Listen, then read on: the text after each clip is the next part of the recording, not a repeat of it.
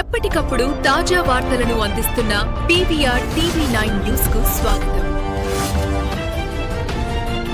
ప్రజల వద్ద దాదాపు 62 మంది వద్ద 1,58,25,000 రూపాయలు కలెక్ట్ చేయడం జరిగింది.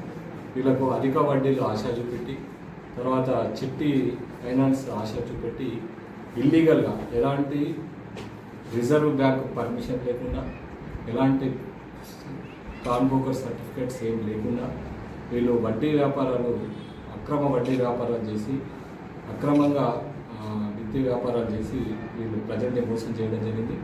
వీళ్ళు 62 మంది వద్ద 1,58,00,000 రూపాయలు చీటీ చేయడం జరిగింది. చీటీ చేసి ఈ వ్యాపారాన్ని ఎత్తివేసి పారిపోవడం జరిగింది. ఈరోజు ఆవడ నెక్స్ట్ రోడ్ వద్ద వీళ్ళని పట్టుకొని విచారించడం జరుగుతుంది. వీళ్ళంతా కూడా వీళ్ళు చెప్పిన విషయం ఏంటంటే, చాలా మట్టుకు ఈ అధిక వడ్డీలు కట్టడం వల్ల తర్వాత మోసపోయినామని, చాలామంది విషయంలో మేము డబ్బులను ఇదే చేశామని, తర్వాత వీరి అకౌంట్స్ని అన్నీ కూడా మేము ప్రాపర్గా ఫిల్ చేయడం జరిగింది. ఎక్కడెక్కడ వీళ్ళ అకౌంట్లు ఉన్నాయో కూడా తర్వాత కూడా చుట్టుపక్కల బ్యాంకులన్నిటి కూడా మనం అప్లికేషన్ పెట్టడం జరిగింది. రెండోది, ఇలా ప్రాపర్టీస్ కూడా ఇంకెక్కడైనా ఈ మోసగించిన ప్రాపర్టీస్ ఎక్కడైనా దాచినట్టయితే చేసినట్టయితే వాటికి కూడా ఎస్ఆర్ఓలకు, ఎంఆర్ఓలకి, రిజిస్ట్రేషన్ ఆఫీస్లకి, తర్వాత ఎంఆర్ఓ ఆఫీస్లకు కూడా లెటర్స్ పంపించడం జరిగింది.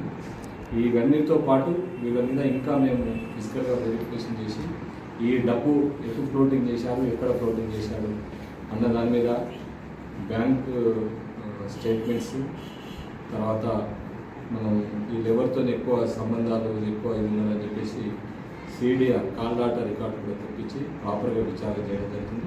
వీళ్ళని తర్వాత కూడా మనం డిపాజిట్ యాక్ట్ కింద వీళ్ళని ఇచ్చేస్తున్నాం కాబట్టి వీళ్ళని తర్వాత కూడా మనం పోలీస్ కస్టడీ తీసుకొని వీళ్ళని విచారణ చేపట్టి ఆ ప్రాపర్టీస్ కూడా అన్ని ఇంటర్వ్యూషన్ చేసి ఈ కేసులో సరైన దర్యాప్తు చేయడం జరుగుతుంది.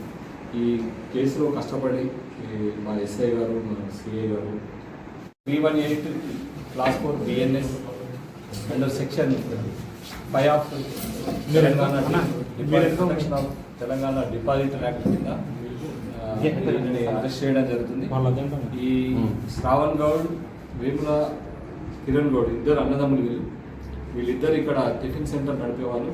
టిఫిన్ సెంటర్ నడుపుతూ ఇక్కడ చిన్న చిన్న వ్యాపారాలు చేస్తామని చెప్పి చాలా మంది దగ్గర